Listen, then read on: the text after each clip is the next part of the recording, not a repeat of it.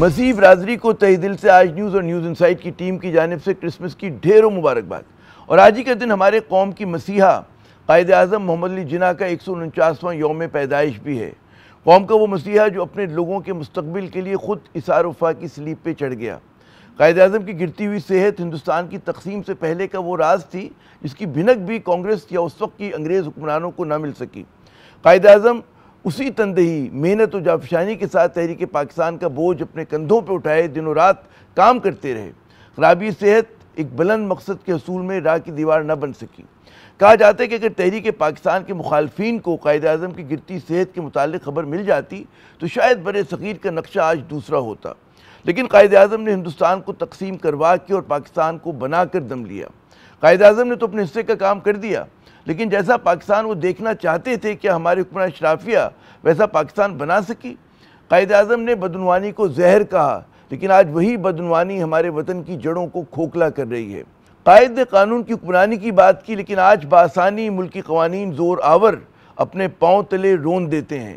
قائد اعظم نے آئین کی حکمرانی اور عوام کی حاکمیت کا وعدہ کیا، لیکن کرنے والے یہاں آئین کو پامال اور اس کی روح کو گھائل کرتے ہیں۔ رہ گئی عوام تو اس کا کوئی پرسان حال نہیں۔ جہاں آج کے دن ہم قائد کو نذرائن عقیدت پیش کرتے ہیں تو یہی دن اس عہد کی تجدید کا بھی ہونا چاہیے کہ جیسا پاکستان قائد اعظم بنانا چاہتے تھے ہمیں اس کے لیے جدوجہد کرنی ہے۔ آتے ہیں پاکستان کے سیاسی ڈیڈ لاک کی جانب۔ وزیراعظم شہباز شریف نے اپوزیشن کو مذاکرات کی دعوت دی، جسے تحریک آئین تحفظ پاکستان نے قبول کر لیا، لیکن تحریک انصاف کی قیادت اس معاملے میں ایک سانس میں دو باتیں کرتی نظر آ رہی ہے۔ تحریک انصاف ایک طرف مذاکرات کی پیشکش کو رد کرتی ہے اور عمران خان کی ہدایت کے مطابق احتجاج کے لیے تیار رہنے کا پیغام دیتی ہے، تو دوسری جانب وہ یہ بھی کہہ رہی ہے کہ مذاکرات کا تمام اختیار جو ہے عمران خان نے محمود خان اچکزئی اور علامہ ناصر عباس کو دے دیا ہے۔ معاملات ہیں کیا، سمجھنے کی کوشش کرتے ہیں ہمارے پہلے مہمان علی محمد خان صاحب، سینئر رہنما تحریک انصاف۔ علی صاحب، سب سے پہلے تو یہ بتائیے کہ وہ جو تحریک تحفظ آئین پاکستان ہے اس نے مذاکرات کی دعوت جو ہے وزیر اعظم کی قبول کر لی، پھر ہم شیخ وقاص صاحب کا بیان سن رہے تھے، انہوں نے کہا کہ ایک ہی سانس میں انہوں نے دو باتیں کہیں۔ ایک تو انہوں نے کہا کہ مطلب ہے پی ٹی آئی مذاکرات نہیں کرے گی، پھر اسی سانس میں یہ بھی کہا کہ مذاکرات کا جو اختیار ہے وہ اچکزئی صاحب کے پاس ہے اور ناصر عباس صاحب کے پاس ہے، تو ہم سمجھائیے کہ ہم کیا سمجھیں۔ بہت شکریہ، بسم اللہ الرحمن الرحیم، اللہم صلی علی محمد وعلی آل محمد۔ چونکہ عمران خان صاحب نے اپوزیشن لیڈر اچکزئی صاحب اور علامہ ناصر صاحب کو بنایا ہے اور مذاکرات کا اختیار بھی ان کو دیا ہے، تو اگر وہ مذاکرات کو اب وہ ایکسیپٹ کر رہے ہیں تو ظاہر ہے ہم ان کے سب سے بڑے ایلائی ہیں، اور وہیں ہماری نمائندگی بھی ہے بطور اسد قیصر صاحب کے جو جنرل سیکرٹری ہیں۔ تو میرے خیال میں اب یہ مذاکرات کی طرف اگر یہ سسٹم جا رہا ہے تو ہمیں یہ امید رکھنی چاہیے کہ اس سے عمران خان صاحب کی اور باقی اسیران کی رہائی اور اس نظام کی بہتری اور یہ سسٹم واپس جو ہے وہ نارمل حالات کی طرف جانے کی طرف پیش قدمی ہو، جو عدلیہ کے ساتھ ہوا ہے، جو آئین کے ساتھ ہوا ہے۔ تو دیکھتے ہیں کہ حکومت کے جو ذرائع کیا رزلٹ نکلتا ہے۔ حکومتی ذرائع ان سے اگر بات کریں وہ تو کہتے ہیں کہ مطلب قومی ایجنڈے پہ بات کریں گے، مطلب کوئی آپ کے پاس معیشت کی تجویز ہو، کوئی اور بڑا جو ہے ایشو ہو، اس کے اوپر بات ہو سکتی ہے، یہ رہائی کے اوپر اور ان چیزوں پہ تو بھی وقت نہیں آیا۔ دیکھیں، جب دو اطراف بیٹھتی ہیں تو پھر کوئی راستہ نکلتا ہے۔ بیٹھنے سے پہلے جتنی بات کریں گے اس سے معاملہ اور خراب ہوگا۔ میں تو یہ کہوں گا کہ جو لوگ کسی مذاکراتی کمیٹی میں ہیں تو مذاکرات شروع ہونے سے پہلے جتنا آپ میڈیا اٹرنسز کریں گے اس سے ماحول بہتر نہیں ہوگا۔ آپ بیٹھیے، سٹارٹ لیجئے، اور میں یہ سمجھتا ہوں کہ جتنی بھی ملکی معاملات پہ کوئی بات کہے کہ ہم کریں گے، جس طرح آپ نے حکومتی لوگوں کا کہا، لیکن سب سے بڑا مسئلہ تو عمران خان صاحب کی اسیری ہی ہے نا، اس سے بڑا تو کوئی مسئلہ اور ہے ہی نہیں، جس کی وجہ سے اس وقت اس ملک میں سیاسی نظام مفلوج ہو کے رہ گیا ہے۔ اور جب تک عمران خان کی رہائی نہیں ہوگی تب تک تو اگر کوئی یہ کہے کہ ملک میں عام سیاسی معاملات ہیں تو وہ ایسا تو نہیں ہے۔ اس وقت ایک ہائیبرڈ رجیم ہے، جو میں نہیں کہہ رہا، حکومتی سینئر وزراء کہہ رہے ہیں، مجھ سے بہتر جانتے ہیں، وہ کہتے ہیں وہ کہتے ہیں کورٹس ول ٹیک دے، اور جو بھی ہوگا وہ ہمارا کام ہی نہیں، کورٹس کو رہا کرنا ہے، کورٹ میں مقدمہ ہے، تو وہ تو یہ بات بھی کہہ رہے ہوتے ہیں ساتھ۔ یہ تو ابھی دور سے کہہ رہے ہیں، جب ٹیبل پہ کبھی بیٹھیں گے بات ہوگی تو پھر ان کو ہم بتائیں گے۔ اچھا، پھر مجھے یہ سمجھائیے کہ جب آپ مذاکرات کی بات کر رہے ہیں، یہ جو کیسز ہیں، یہ جو سینکڑوں کیسز ہیں، یہ جو 250-300 کیسز ہیں، اس کو ختم ہونے کے لیے تو 100 سال چاہیے، تو کیا 100 سال تک عمران خان جیل میں بیٹھے رہیں؟ یہ پولیٹیکل کیسز کس نے بنائے ہیں؟ یہ موزمبیک سے کسی شخص نے آ کے، کسی صومالیہ سے آ کے بنائے؟ آپ ہی نے بنوائے ہیں، آپ ہی ختم کریں۔ غلط کام کیا ہے تو اس کو غلط کام آپ کریں، ٹھیک اس کو جوڈیشری کریں، یہ کیا بات ہوئی بھائی؟ 300 کیسز آپ نے کیوں عمران خان پہ بنائے؟ وہ کوئی دہشت گرد ہے؟ یہ سیاسی کیسز ہیں، ان کو سیاسی انداز میں ڈیل کرنا ہے ہم نے۔ اچھا، آپ ایک طرف مذاکرات کی بات کر رہے ہو، میں سہیل آفریدی صاحب کا کل کا ان کا بالکل بڑا مشہور ہوا ہے وہ جملہ کہ جی ہم لوگ جو ہیں عمران خان کی ہدایت پہ اسٹریٹ پروٹیسٹ کی تیاریاں کر رہے ہیں، تو وہ مجھے بڑی دو متوازی چیزیں نظر آ رہی ہیں الگ الگ۔ ایک طرف مذاکرات کی بات بھی ہو رہی ہے، دوئم جو ہے اسٹریٹ پروٹیسٹ کی بات ہو رہی ہے، تو کس طرف اصل کمٹمنٹ دل ہے، کس طرف پی ٹی آئی کا؟ نہیں، دونوں ہو سکتے ہیں، احتجاج بھی ہو سکتا ہے، مذاکرات بھی ہو سکتے ہیں۔ احتجاج کا مطلب یہ تو نہیں ہے کہ مذاکرات، دیکھیں احتجاج تو ہوتا ہی مذاکرات کے لیے ہے۔ اس احتجاج کا کیا فائدہ ہے جس میں آپ کو آخر میں مذاکرات ہی نہ ملیں؟ احتجاج اس لیے ہوتا ہے کہ ہم سے کوئی بات کرے، مسئلہ حل ہو۔ تو اگر بات چیت چل رہی ہے تو یہ کوئی کہ احتجاج ہی نہ کریں، نہیں، احتجاج آپ کر سکتے ہیں۔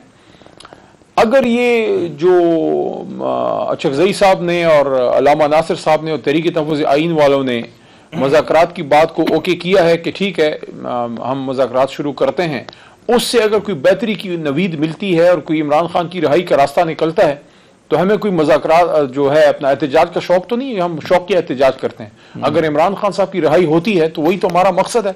دیکھتے ہیں مذاکرات سے یا احتجاج سے ہے؟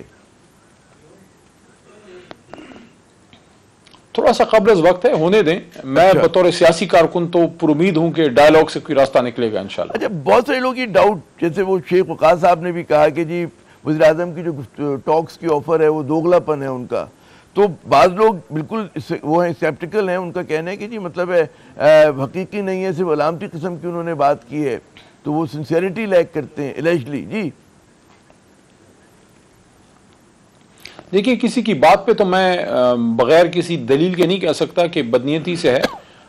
میں گمان کروں گا کہ وہ مسائل کے حل کے لیے انہوں نے بات کی ہے شہباز شریف صاحب نے، لیکن اگر انہوں نے دل سے کی ہے تو پھر ان کو سیاسی قیادت کو عمران خان تک رسائی دینی چاہیے، کیونکہ اگر آپ نے مذاکرات کی بات کی ہے اور ہماری پی ٹی آئی کی جو سیاسی قیادت ہے اس کو آپ عمران خان سے ملانے نہیں دے رہے، تو پھر اس کا مطلب یہ ہوگا کہ آپ نے ویسے ہی کی بات کر دی۔ آپ ہمیں عمران خان تک رسائی دیں، آپ ہمیں الاؤ کریں کہ اپنے لیڈر سے ہم مل سکیں اور سیاسی قیادت ملے، کیونکہ سیاسی مسائل ہیں نا، ان کو نہ فیملی ممبرز حل کر سکتے ہیں، نہ ان کو وکیل حل کر سکتے ہیں، ان کو سیاسی قیادت نے حل کرنا ہے۔ شہباز شریف صاحب آپ نے اس دعوت میں سچے ہیں تو پھر ہمیں عمران خان صاحب سے ملنے دیں۔ یہ جو آپ کے پرانے دوست ہیں فواد چودھری صاحب اور وہ ہیں عمران اسماعیل صاحب، محمود مولوی صاحب، انہوں نے جو نیشنل ڈائیلاگ کمیٹی بنائی، انہوں نے تجویز جو دی ہے، خط بھی لکھ دیا انہوں نے وزیر اعظم کو کہ جی کوٹ لکھپت جیل میں جو قیادت ہے اس کو پے رول پہ رہا کیا جائے، ملنے دیا جائے۔ آپ کے خیال میں اچھی کوشش ہے یہ؟ کس طرح سے دیکھ رہے ہیں اس کو آپ؟ میں اس پہ کوئی بدگمانی نہیں کروں گا۔ جو کوئی بھی اس وقت عمران خان اور باقی اسیران کی رہائی کے لیے تھوڑی سی بھی کوشش کر رہا ہے تو ٹھیک ہے، اگر اس کا کوئی فائدہ ہوتا ہے اس نظام کو، نظام میں سکون آتا ہے، کوئی استحکام آتا ہے، یا خان صاحب کی رہائی کا کوئی راستہ نکلتا ہے، اور وہ کیا بات کر رہے ہیں، وہ یہی کہہ رہے ہیں نا کہ کوٹ لکھپت کے جو اسیر ہیں ان کو عمران خان صاحب سے ملنے دیں، تو ملنے دیں۔ شاہ صاحب اور میاں محمود صاحب اور ڈاکٹر یاسمین صاحب اگر عمران خان صاحب سے ملیں گے، پرانی سیاسی قیادت ہے، وہ عمران خان صاحب کو کوئی غلط مشورہ تو نہیں دیں گے۔ میں تو کوئی بدگمانی نہیں کرتا، میں تو عمران خان صاحب کی رہائی کی ہر کوشش کو سپورٹ کرتا ہوں۔ کہ اگر اسٹرکچرڈ بات کریں کہ مذاکرات کا ممکنہ ایجنڈا کیا ہونا چاہیے، کیا ہو سکتا ہے، یا ابھی بہت قبل از وقت ہے؟ سب سے بڑا نقطہ عمران خان کی رہائی ہے، اسیران کی رہائی ہے، اور آگے کا راستہ اگر اسی موجودہ نظام کے اندر یہ جو ابھی ہے، آپ نے اگلا الیکشن کر دیا تو کل پھر کوئی روئے گا۔ 8 فروری کے الیکشن سے پہلے مجھے یاد پڑتا ہے، شاید آپ حامد میر صاحب کے پروگرام میں نے یہ بات کی تھی کہ اگر ابھی نیشنل ڈائیلاگ نہ ہوا، اور اس وقت عارف علوی صاحب صدر تھے، اور میں نے مشورہ دیا تھا کہ عارف علوی صاحب پریزیڈنٹ ہاؤس میں سب کو بلائیں اور عمران خان صاحب کے لیے بھی کوشش کریں کہ پے رول پہ خان صاحب بھی ادھر آئیں، سب بیٹھیں اور انشور کریں کہ 8 فروری کا الیکشن امپارشل ہو تاکہ کل کوئی اور پھر روڈوں پہ نہ روئے۔ وہی ہوا، وہ موقع ہم نے ضائع کیا۔ تو اگر اس موجودہ حالات میں بغیر الیکشن کمیشن کو ٹھیک کیے ہوئے بغیر نظام کو ٹھیک کیے ہوئے یا کوئی بنیادی فیصلے لیے ہوئے اگر آپ الیکشن کریں گے اس کا نتیجہ بھی یہی نکلے گا. تو عمران خان صاحب کی رہائی, ایک آزاد شفاف الیکشن کا قیام, الیکشن کا انعقاد, مینڈیٹ کی واپسی جو ایک ہمارا نقطہ ہے, اس کے لیے شاید یہ نظام ابھی تیار نہ ہو یا حکومت تیار نہ ہو. لیکن آگے ہم نے کرنا کیا ہے؟ سب سے امپورٹنٹ سوال تو یہ ہے کہ اگلے 25-30 سال پاکستان نے کیا کرنا ہے. یہی کرنا ہے جو ہم کرتے آ رہے ہیں, اس پہ کون بات کرے گا؟ عمران خان صاحب کو باہر نکالے بغیر آپس میں بیٹھ کے کیا بات کریں گے؟ حکومت کے پاس عمران خان کو کچھ دینے کے لیے ہے؟ یہ ایک بڑا سوال ہے. میں ایک دو لوگوں سے بات کر رہا تھا, وہ جو بیک گراؤنڈ جو کہتے ہیں نا کہ گفتگو ہو رہی ہوتی ہے. اور دوسری بات یہ کہ حکومت با اختیار ہے, وہ کر سکے گی کچھ؟ با اختیار پہ تو سوالیہ نشان ہے, لیکن یہ کہنا کہ بالکل ہی کوئی اختیار نہیں ہے, اس سے بھی میں اتفاق نہیں کرتا.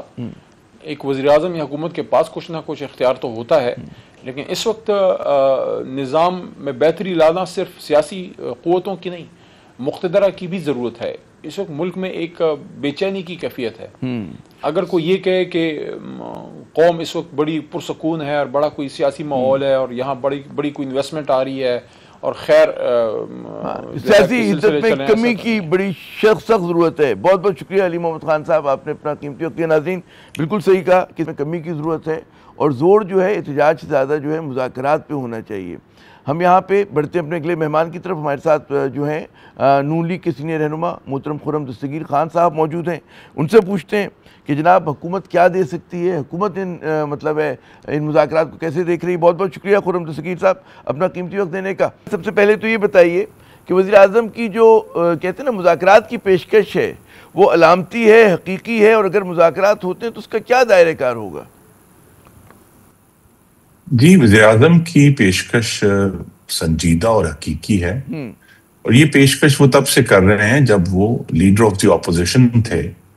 انہوں نے قومی اسمبلی کے فلور پہ ایک میثاقی معیشت کی آفر کی تھی اس وقت کی حکومت کو, جس کی سربراہی بانی چیئرمین کر رہے تھے, اور وقتاً فوقتاً وہ یہ آفر کرتے ہیں. ابھی 2 ہفتے پہلے قومی اسمبلی کے اجلاس میں بھی اسپیکر صاحب نے 2 دفعہ یہ آفر کی کہ ہم لیکن دیکھیے ایک بنیادی نقطہ ہے جس پہ ہمیں سمجھنا ہے کہ اگر قومی ڈائیلاگ ہونا ہے تو اس کا ایجنڈا بھی قومی ہوگا, کوئی ذاتی سیاسی بھی نہیں ہوگا. تو لہذا یہ پی ٹی آئی کا ہے, اگر وہ ایجنڈا لے کر آتے ہیں دہشت گردی کا, وہ ایجنڈا لے کر آتے ہیں کہ ان کے پاس معیشت کی بحالی کے لیے ایسی تجاویز ہیں, کوئی ایسا ایجنڈا لے کر آتے ہیں قانون سازی کا, جیسے اگر الیکشنز ایکٹ میں وہ سمجھتے ہیں کہ کوئی ترمیم ہونی ہے, اگر وہ ایجنڈا لے کر آئیں گے قومی ایجنڈا اور وہاں گفتگو شروع ہوگی, کانفیڈنس بلڈ ہوگا, تو پھر بہت سارے دوسرے معاملات جو بالکل آغاز میں جنہیں ڈسکس نہیں کیا جا سکتا, ان کے لیے بھی بعد میں رستہ کھلے. اچھا, وہ بڑی دلچسپ بات یہ ہے کہ آپ تحریک انصاف اس میں خلاف سے بات کریں تو وہ ایجنڈا الٹا کر دیتے ہیں, جیسا آپ فرما رہے ہیں. وہ کہتے ہیں جی پہلے ذرا سا قیدیوں پہ نرمی ہونی چاہیے, ہمیں کام کرنے کی پولیٹیکل سپیس ملنی چاہیے, جو وچ ہنٹ ہو رہا ہے وہ ختم ہونا چاہیے, اور ہمارے سیاسی جمہوری حقوق جو ہیں وہ بحال ہونے چاہیے. تو ابھی کہاں سے بات شروع ہوگی؟ کیونکہ آپ لوگ کہہ رہے ہیں کہ جی ٹھیک ہے وسیع ایجنڈا ہونا چاہیے, سمجھ میں آتے ہیں, لیکن وہ کہہ رہے ہیں کہ یہاں تو ہماری زندگی موت کا مسئلہ ہے, قیادت جیل میں ہے, بقول ان کے جھوٹے کیسز ہیں. جی تو دیکھیے نا جی, تو علاج نہیں ہے ہمارے پاس. جنہیں وہ جھوٹا کہتے ہیں, اب وہ ایک نہیں 2 دفعہ امانت میں خیانت پر کنوکشن ہو چکی ہے. انہوں نے اپنے جو کیس ہیں وہ لڑنے ہیں عدالتوں میں, اور جو حکومت کے ہاتھ میں تو یہی ہے. اور اصل جو ان کی وجہ ہے وہ یہ نہیں کہ اگر وہ اپوزیشن اس لیے بات کرنی ہے, اس لیے کہ وہ پارلیمان میں پاکستان کے عوام کی نمائندگی کرتے ہوئے موجود ہے. تو جو عوام کا نمائندہ ہے اس سے ہم بات کریں گے, ہم خود بھی عوام کے نمائندے ہیں اور ان کا احترام کرتے ہیں. ورنہ حقیقت یہی ہے کہ یہ جو ان کی جو مستقل گفتگو ہے اور غیر سنجیدگی ہے پارلیمانی سیاست میں, وہ تو بہت حد تک حکومت کے لیے کام آسان کر دیتی ہے کہ وہ بجٹ میں کوئی جو درست مزاحمت کرنے والی ہے وہ نہیں کرتے, وہ 27ویں ترمیم پر کوئی مزاحمت نہیں کرتے, اور ہر دفعہ کاغذ پھاڑ کر چلے جاتے ہیں اور جو تمام بل پاس ہو جاتے ہیں. دلچسپ بات یہ ہے کہ میں یہ دیکھ رہا ہوں کہ آپ کے جو بعض رہنما ہیں, جیسے آپ ہوئے اور کئی نون لیگ کے رہنما ہیں, ان کا کہنا ہے مذاکرات ہونے چاہیے, مذاکرات ہی آگے بڑھنے کا واحد راستہ ہے. پھر دوسری جانب کئی اور رہنما ہیں آپ ہی کی پارٹی کے, وہ کہتے ہیں جی ان کے ڈی این اے میں مذاکرات نہیں ہے, اور ان سے بات چیت کا کوئی فائدہ نہیں ہے، عمران خان جو ہے وہ سنیں گے نہیں، تو کیا ہے مطلب ہے آپ کے یہاں بھی کوئی اصل میں اختلاف رائے ہے؟ تضاد یہ ہے جی نہیں، اختلاف رائے نہیں ہے. کچھ لوگ جو ہیں، اور اس میں زیادہ تعداد تحریک انصاف کی، جو ماضی کی جنگیں لڑنا چاہتے ہیں، جو تمام وقت ماضی کی جنگیں لڑنے پر صرف کرنا چاہتے ہیں، اور میں خود بھی بڑی عاجزی سے اس میں شامل کروں گا. اور ہم وہ لوگ ہیں جو مستقبل کی تعمیر کی جدوجہد شروع کرنا چاہتے ہیں. اگر ہم مستقل ماضی میں دبے رہیں گے تو ہم آگے نہیں بڑھ سکیں گے. اور یہ جنہیں مذاکرات کہتے ہیں، یہ قومی ایجنڈا ہے نا جی، کہ اگر آپ سمجھتے ہیں اگر 13 سال سے خیبر پختونخوا میں حکومت ہے، اگر اس حکومت کے نتیجے میں ان کے پاس کوئی ایسی انسائٹس ہیں، ایسی سوچ ہے کہ اس طریقے کو کیسے بہتر ٹیکل کیا جا سکتا ہے، تو ہم بالکل تیار ہیں اس پر بات کرنے کے لیے. مثلا ابھی جب آپ کو معلوم ہے کہ وزیر اعلیٰ خیبر پختونخوا نے ایک جرگہ کیا خیبر پختونخوا اسمبلی میں، تو مسلم لیگ نون نے اس میں شرکت کی تھی، کیونکہ ہم سنجیدہ معاملات پہ ضرور بات کرنا چاہتے ہیں. تو اگر ہم نے اس جرگے میں شرکت کی، اس کی ساری گفتگو، اگر اس جرگے کے نتیجے میں، اور آج بھی ان کے لیے دعوت ہے کہ وہ مذاکرات کے ذریعے جو 12 ضلع اس وقت جہاں کے پی حکومت کی رٹ نہیں ہے، ان میں سے کسی ایک کو بھی وہ آزاد کرا لیں، تو ان کی جو کریڈیبلٹی ہے کہ جی مذاکرات سے یہ معاملہ حل ہو سکتا ہے، اس میں اضافہ ہوگا، اور حکومت ان کو سنجیدگی سے لے گی جناب. لیکن ہر وقت جو ہے تو دیکھیے یہ بھی کہنا کہ جو ہم اڈیالہ کے باہر دیکھتے ہیں، دیکھیے جو قانون ہے نا، یا تو وہ کہہ دیں کہ جی قانون غلط ہے. قانون سے میری نظر میں پنجاب حکومت نے جتنی ان کو قانون میں ملاقات کی اجازت تھی، اس سے کوئی کم از کم 50 گنا زیادہ اجازت دی گئی. دکھتی ہوئی رگ وہ آپ نے چھیڑ دی. اب ہمیں بھی مطلب ہے صحافت میں نے کئی مرتبہ دیکھا کہ بڑے بڑے رہنما جیل گئے اور ان سے ملنے کا لیے اتنا کشٹ نہیں جھیلنا پڑتا تھا، ان سے ملاقات بڑی آسان ہوا کرتی تھی، پورا جلوس جا کے ملا کرتا تھا. اب نام لینے کی ضرورت نہیں ہے، گھنٹوں بیٹھ کے بات ہوتی تھی، کھانا وانا کھایا کرتے تھے لوگ. میں نے خود ان گناہگار آنکھوں سے دیکھا ہے. میں نے سیاسی قیدیوں کے ساتھ دیکھا، جو بزنس مین پکڑے جاتے ہیں ان کے ساتھ دیکھا، ہسپتال میں چاہے وہ قید ہوں چاہے جیل میں قید ہوں، ہم مہر لگواتے تھے، اندر چلے جایا کرتے تھے بغیر کسی اس کے. تو یہ مشکل تو بنا دیا گیا آپ لوگوں کی طرف سے. نہیں دیکھیے، یہ وہی بات ہے کہ حکومتیں، وہ بھی قانونی تھا نا. جی ہاں، حکومت صرف نظر کرتی ہے، جس طرح بانی چیئرمین کے ساتھ بھی کیا گیا ہے کہ ان کی اب اگر کاؤنٹ کر لیں تو 1000 کے قریب ملاقاتیں، 3 ہفتے پہلے تک 897 تھیں، لیکن اب غالباً قریب پہنچ رہی ہوں گی. ان کی بہت ملاقاتیں ہوئی ہیں اور ہوئیں اور آگے ہوں گی بھی، یہ نہیں کہ وہ بند نہیں ہوگا. لیکن ایشو یہی ہے کہ اگر معاملات کو امن کے طریقے سے حل کیا جائے تو راستے نکلتے ہیں. اگر ہر دفعہ یہی دھمکی دی جائے گی کہ بندوقیں صاف کر لو، ہمارے نوجوان آ رہے ہیں، آپ کے گھروں میں گھسیں گے، ہم اسلام آباد پر حملہ کریں گے. یہ بتائیے، یہ تو بالکل ان کا بیانیہ میری گزارش ہے، دیکھیے political speech is not innocent. اگر آپ بار بار وائلنس انڈیوس کریں گے، اگر آپ انسائٹ کریں گے تشدد کا، تو اسے ہمیں سنجیدگی سے لینا پڑتا ہے، کیونکہ تحریک انصاف کے ریکارڈ پہ 9 مئی اور 26 نومبر ہے. حزب اختلاف میں جب آپ لوگ تھے، شہباز شریف صاحب کہا کرتے تھے پھیٹ پھاڑ کے میں نکال دوں گا اور میں سڑکوں پہ گھسیٹوں گا. یہ تمام باتیں تو ایک وہ ہوتی ہے، ریٹرک ہوتی ہے جو لوگ کرتے ہیں حزب اختلاف میں، بڑی بڑی باتیں کرتے ہیں. بلاول بھٹو مگر میں چاہتا ہوں اس میں آگے آئے ذرا سا. ایک سیکنڈ، ایک فرق ضرور واضح کرنا چاہتا ہوں کہ تحریک انصاف وہ جماعت ہے جو ریٹرک سے نکل کر اس نے شہیدوں کی یادگاروں کی بے حرمتی کی ہے، سرکاری عمارتوں کو آگ لگائی ہے، سینکڑوں پولیس وینوں کو زد و کوب کیا ہے، جانوروں تک کو آگ لگائی پشاور میں انہوں نے 9 مئی کو. تو لہذا ان کا ریکارڈ صرف سپیچ تک محدود نہیں ہے، وہ ایکچول وائلنس کر چکے ہیں. آپ کا بے پناہ تجربہ ہے سیاست کا، آپ نے مطلب بطور وزیر دفاع، پھر وزیر آپ کہتے ہیں نا کہ خارجہ آپ نے ذمہ داریاں اٹھائی ہیں. تجربہ کیا کہتے ہیں کہ مذاکرات ہوں گے، اور اگر ہوئے تو کیا وہ کسی طرف جا سکتے ہیں، یا مطلب ماضی کی طرح پھر آپ دیکھ رہے ہیں کہ کچھ نہیں ہوگا اور وہ جو ہماری سیاسی عدت ہے ویسی رہے گی، اسی طرح سے محاذرائی ہوتی رہے گی؟ جی دیکھیے، پنجرے کا دروازہ ہمیشہ کھلا ہے. اگر تحریک انصاف جو ہے، جس نے اس وقت اپنے آپ کو بانی چیئرمین کے تکبر اور ریاست مخالف بیانیے میں قید کر لیا ہے، وہ اگر اس پنجرے سے باہر آنا چاہیں اور جو کہ ہر وقت آ سکتے ہیں.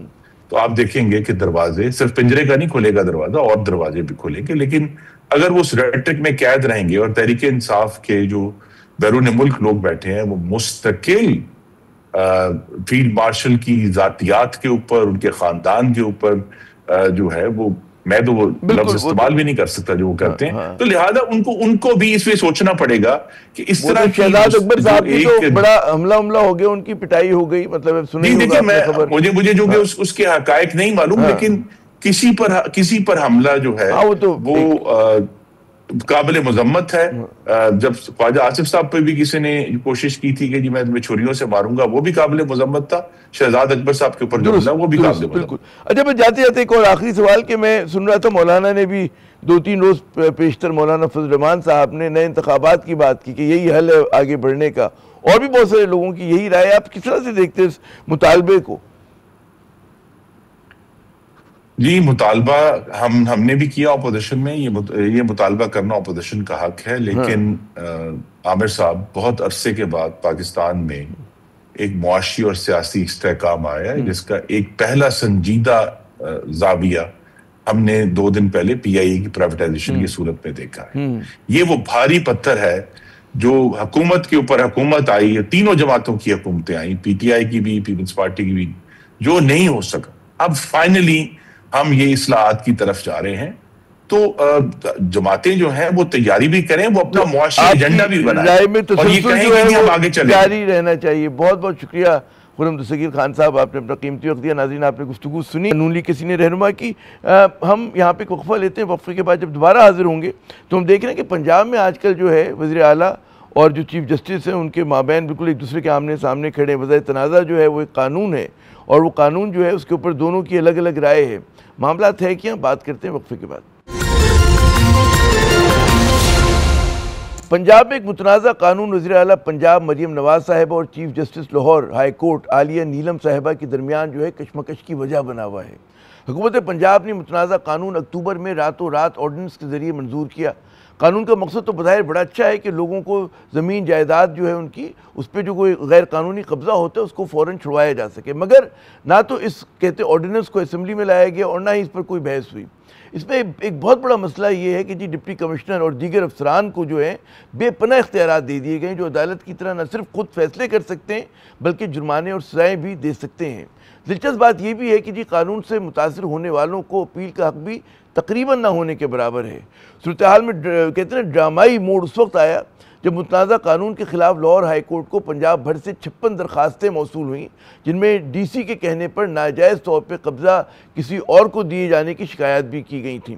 2 روز قبل جو ہے لاہور ہائی کورٹ کی چیف جسٹس عالیہ نیلم صاحبہ نے عدالتوں کو نظر انداز کرنے اور سرکاری افسران کو وسیع اختیارات دینے پر نہ صرف قانون معطل کر دیا بلکہ قبضے بھی واپس کرنے کا حکم دیا. چیف جسٹس نے ریمارکس میں کہا کہ جی بظاہر کچھ لوگ تمام اختیارات اپنے ہاتھ میں لینا چاہتے ہیں، لیکن اگر یہ قانون برقرار رہا تو جاتی عمرہ بھی جو ہے آدھے گھنٹے میں خالی کرایا جا سکتا ہے. چیف جسٹس نے یہ بھی کہا کہ نئے قانون نے جو ہے سول نظام، شہری حقوق اور عدالتی بالادستی کو ختم کر دیا ہے، اور ہائی کورٹ کا جو فل بینچ ہے اس معاملے کی سماعت کرے تاکہ آئینی اور قانونی پہلوؤں کا جائزہ لیا جا سکے.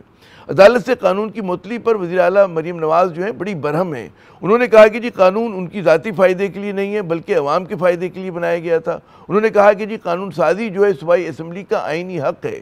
مریم نواز کے ایکس اکاؤنٹ سے ایسی ویڈیو بھی جو ہے اپلوڈ کی گئی جن میں لوگوں کو ڈی سی کی طرف سے زمینوں پہ قبضہ دلوانے پر ان کا وہ شکریہ ادا کرتے نظر آ رہے ہیں. لیکن وکلا برادری نے اس معاملے پر نہ صرف چیف جسٹس کی کھل کر حمایت کی ہے بلکہ وزیر اعلیٰ پنجاب کے بیان کو افسوسناک قرار دیا ہے اور اسے واپس لینے کا مطالبہ بھی کیا ہے. پاکستان بار کونسل کے ممبر احسن بھون نے کہا ہے کہ جی عدالتیں لگانا حکومت کا کام نہیں، اگر یہ کام بند نہ ہوا تو وکلا جو ہیں سڑکوں پہ ہوں گے. اگر یہی کرنا ہے تو حکومت پنجاب کو چاہیے کہ یہ لگا دیں، جو لوگوں کے سارے کیسز جو ہیں وہ ڈیسائیڈ کرے اور یہ ایک پیرلل نظام جو کرنا چاہتے ہیں وہ کریں. یہ ان کا انتہائی غیر ذمہ دارانہ اور انتہائی توہین امیز رویہ ہے اور یہ قابل مذمت ہے. فی الوقت پنجاب بھر کے ضلعوں میں آرڈیننس کے تحت ریٹائرڈ ججوں پر مبنی پراپرٹی ٹریبونلز قائم کیے جا رہے ہیں، جبکہ لاہور ہائی کورٹ نے جائیداد کے قبضے کو چیلنج کرنے والے 18 درخواستیں جو ہیں وہ فل بینچ کو بھجوا دی ہیں. اس معاملے پہ بات کرنے کے لیے ہمارے ساتھ موجود ہیں سابق صدر سپریم کورٹ بار ایسوسیشن معروف قانوندہ محترم عابد زبیری صاحب. زبیری صاحب, سب سے پہلے تو یہ بتائیے کہ پنجاب پراپرٹی اونرشپ آرڈیننس 2025 جو ہے وہ معطل ہو گیا, تو معاملہ جو ہے کیا کہ اس قانون کے اندر کوئی یا آرڈیننس کے اندر کوئی خرابی ہے یا اس کا امپلیمنٹیشن وہ مسئلہ ہے؟ ہاں, بسم اللہ الرحمن الرحیم, بہت شکریہ آپ کا. دیکھیے, اس کے اندر بیسک جو ڈسپیوٹ ہے میں سمجھتا ہوں, اور جس کی وجہ سے لاہور ہائی کورٹ میں جب یہ چیلنج ہوا تو معزز چیف جسٹس صاحبہ کی بینچ نے اس کو سسپینڈ کر دیا اور لارجر بینچ کی کانسٹیٹیوشن کی استدعا کر دی ہے, جو خود وہ کانسٹیٹیوٹ کریں گی لارجر بینچ, اس کو سنیں. دیکھیے, ابھی پہلے تو بات ہے یہ حکم امتناعی ہے, سسپینڈ ہوا ہے, یہ ختم نہیں ہو گیا. اس پہ ابھی ڈیسائیڈ ہونا ہے کہ ویدر یہ قانون کے حساب سے ہے یا نہیں ہے. اس پہ بڑی قیاس آرائیاں ہو گئی ہیں, جی قانون ختم کر دیا گیا, تو جسٹ اسٹے آرڈر. لیکن موسٹ امپورٹنٹ چیز ہے کہ آپ ہمارا آئین جو تھا, جو مطلب جو آئین جس کو ہم کہتے تھے, جو سپریمیسی آف جوڈیشری کی بات کرتا تھا کہ judiciary interpretation of law is the domain of the judiciary, کے مطلب کہ کورٹ کی تشریح کرے گی جو بھی قانون بنائے گی اسمبلی, یہ کیونکہ یاد ہے کہ یہ آرڈیننس ہے, یہ ابھی لا نہیں ہے. تو دیکھیں, اس کے اندر ساری پاورز جو ہیں وہ ایگزیکٹو کے پاس دے دی گئی. اب جوڈیشل پاورز ایگزیکٹو کو دینا, یہی ہمارا آرٹیکل 175 جو 3 تھا کہ جوڈیشری کو ایگزیکٹو سے الگ کیا جائے گا. اب دیکھیں, جو سول ڈسپیوٹس ہوتی ہیں, پراپرٹی ڈسپیوٹس ہوتی ہیں, قبضے کا ہوتا ہے. اس سے پہلے بھی 2005 میں قانون موجود ہے اسٹیچوٹ بک میں, انلیگل ڈسپوزیشن ایکٹ, کہ کسی کو اگر آپ نے زبردستی اس سے قبضہ لے لیا, قبضہ کر لیا اس کی زمین پہ, تو آپ کے پاس فوجداری مقدمہ کرنے کا, سول اور فوجداری مقدمہ کرنے کا حق ہوتا ہے پارٹی کے اندر.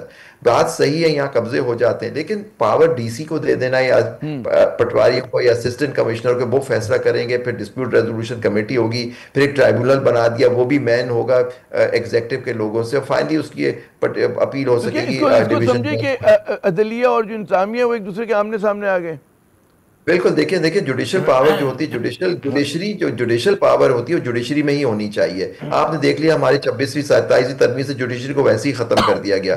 لیکن یہ دیکھیے, جو ججز جو بنے ہیں, جو آج تک ان کے حق میں فیصلے کرنے لگے, فیصلے کیے ہیں, اب ان کو سمجھ آنی چاہیے کہ دیکھیے کہ آپ جب تک ان کے حق میں فیصلے کریں گے تو آپ واہ واہ ہوگی, جب آپ کوئی قانون کا آئین کے حساب سے کوئی فیصلہ کریں گے تو آپ کی برائی ہوگی. آپ کو یاد ہوگا, یہی پنجاب کے جو لوگ تھے, یہ جب سپریم کورٹ کی 2023 وغیرہ میں جب ججمنٹس آتی تھی تو ان کی تصویریں لگا کے سپریم کورٹ کے ججوں کے اوپر گالیاں اور ان کے برا بھلا کہا کرتے تھے. تو دیکھیے, اب جوڈیشری نے اگر اپنے آپ کو سرنڈر کر دیا جوڈیشل پاور, اور پھر ظاہری بات پھر اس طرح کی باتیں ہوں گی, جو ہے یہ ایگزیکٹو پھر آپ کو اسی طرح ٹریٹ کرے گی کہ آپ صرف وہاں بیٹھے ہوئے ان کے حق میں فیصلہ کرنے کے لیے, اگر آپ ان کے خلاف کوئی فیصلہ, تو یہی آپ کی بے توقیری, بے عزتی کی جائے گی. اچھا, یہ بتائیے کہ مریم نواز صاحبہ نے کچھ اعداد و شمار پیش کیے. انہوں نے کہا جی 1,69,000 مقدمات جو ہیں وہ لاہور ہائی کورٹ میں زیر سماعت ہیں یا زیر التوا ہیں, جن میں سے 11,000 جو ہیں وہ پراپرٹی کے جو ہیں مقدمات ہیں. تو کیا یہ اتنی بڑی تعداد ہے کہ اس کے لیے الگ سے ٹریبونلز کی ضرورت پڑے؟ دیکھیے, اگر ٹرائبونل بھی بنانا ہے تو it should be made by judiciary, کہ اس سے جوڈیشل آفیسر ہونے چاہیے, ایگزیکٹو نہیں ہونے چاہیے. دیکھیے, قانون آپ ضرور بنائیں, پہلے بھی تو قانون میں آپ سے کہا بنا ہوا انلیگل ڈسپیوٹ, ٹھیک ہے, اس کے اندر خامیاں, آپ اس کو بہتر کر دیجئے.